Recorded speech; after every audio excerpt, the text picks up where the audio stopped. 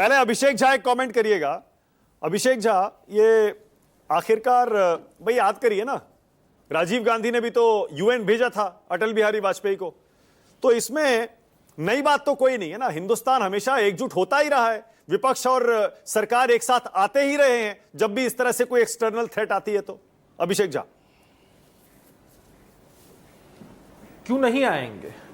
हमने तो पहले ही कहा है कि हम सबकी पहली पहचान भारतीय के रूप में है। उसके बाद हम किसी जाति, किसी धर्म, किसी प्रांत, किसी प्रदेश, किसी पॉलिटिकल पार्टी के मेंबर हैं। जो हमला हुआ वो तो भारत की आत्मा और अस्मिता पर हुआ। हमने अपने देशवासियों को खोया है, तो ऐसी परिस्थिति में तो राजनीति होनी ही नहीं चाहिए। दो पहलुओं में इसको समझने की जरूरत है मानक जी। एक पहलू ये है कि भारतीय सेना ने मुंहतोड़ जवाब दिया पाकिस्तान को, आतंकियों को। सीज फायर हुआ, ठीक है, ये सिर्फ एक विराम है। ऐसा नहीं है कि हमने इस मिशन को पूरी तरीके से रोक दिया है, लेकिन इस बीच होता यह है कि जब दोनों पक्षों की तरफ से गोलीबारी हुई या भारत ने एकदम घुसकर इनके शहरों में इनके ठिकानों को ध्वस्त किया, तो पाकिस्तान बिलबिला उठा और पूरे विश्व में उसने गुहार लगाई कि उसके साथ अन्याय हो रहा है, अत्याचार हो रहा है, उसके लोग मारे जा रहे हैं।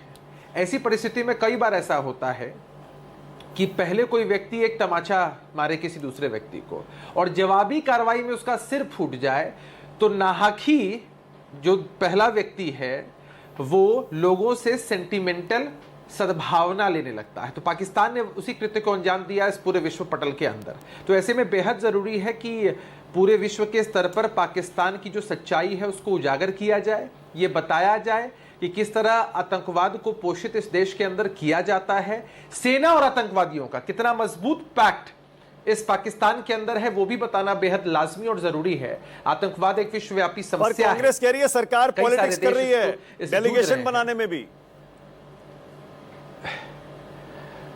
अब इनके नेता उसमें नहीं जा रहे हैं क्या? भाई ताज्जुब की बात यही है कि एक तरफ, मैं पैनल में भी सुन रहा था सभी साथियों को, बड़े सम्मान के साथ मैं कहना चाहता हूं कि एक तरफ आप इसका विरोध नहीं कर सकते हैं क्योंकि फिर ये देश की अस्मिता के खिलाफ हो जाएगा। आप कहेंगे नहीं, अच्छी बात है भाई, विश्व के स्तर पर पाकिस्तान की सच्चाई को उजागर करना है, लेकिन इनको लगता है कि ये पॉलिटिकल एज है भारतीय जनता पार्टी के नेतृत्व में जो एनडीए की सरकार चल रही है उसको। तो कैसे ये जो पॉलिटिकल माइलेज इनको मिल सकता है उनके हिसाब से, हालांकि हम तो मानते हैं कोई पॉलिटिकल माइलेज नहीं होता है इसमें।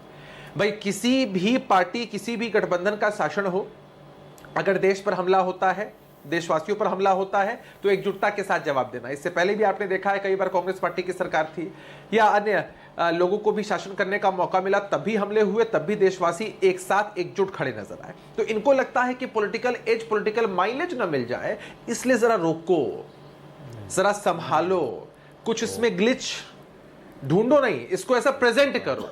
तो इसी उद्देश्य के साथ ये लोग इस तरह की बयानबाजी करते हैं। और हम कहना चाहते हैं कि आज की डिबेट भी हमारी स्पेसिफिक इसी टॉपिक पर है मानक कि भारत की तरफ से अगर डेलीगेशन भेजा जा रहा है तो इसका क्या इंपैक्ट पड़ेगा। निश्चित रूप से भाई हम 150 करोड़ की आबादी है, पूरे विश्व में हमारी एक धमक है, पूरे विश्व में एक मजबूत अर्थव्यवस्था के रूप में भारत को जाना जाता है, हमारी सेना की एक ताकत है। ऐसी परिस्थिति में यह भी जरूरी है कि वैश्विक स्तर पर पाकिस्तान की पोल खोली जाए। तो इस टॉपिक पर हम डिबेट कर रहे हैं। तो उस डिबेट को कहां ले जाया जा रहा है? डिफरेंट एंगल्स की तरफ, डिफरेंट एजेंडास की तरफ इसको सेट किया जा रहा है, जो मुझे लगता है कहीं से सही नहीं है। मुद्दा यही तक कंसर्न रहना चाहिए कि भाई भारत अगर डेलीगेशन भेज रहा है, सभी पार्टियों के लोग उसमें शामिल हैं और मजबूती से हम पाकिस्तान की पोल खोलेंगे। अच्छा, और ये सबसे ज्यादा जरूरी है। नहीं, कांग्रेस कह रही है हमने 4 नाम दिए थे भाई, उनको ले जाते। जी भाई हमने आपने नाम मांगे, हमने दे दिए, उनको ले जाते आप। अरे अभी तो सारी चीजें स्पष्ट होनी ही है, हो ये रहा है ना। मैं बहुत मतलब मायूस होकर कहना चाहता हूं इस राजनीतिक परिदृश्य में कि हालांकि ये कोई इसमें फेवरेटिज्म नहीं होना चाहिए था, लेकिन हो ये रहा है कि कांग्रेस पार्टी के कुछ नेता अपने कॉन्साइंस के हिसाब से सच्चाई भी बोल दे रहे हैं। अब जब वो सच्चाई बोल दे रहे हैं, उनका इंक्लिनेशन कहीं और दिख रहा है, तो कांग्रेस पार्टी को लग रहा है ये तो हमारी पार्टी के अंदर सेम तो नहीं हो रही है। तो ये बातें कांग्रेस पार्टी को लग रही होंगी, लेकिन हमारा आग्रह से यही होगा, इन सबको छोड़िए और एक साथ एकजुट खड़े रहिए। एकजुट खड़े रहना बहुत जरूरी है। ऋतुराज झा, आपकी पार्टी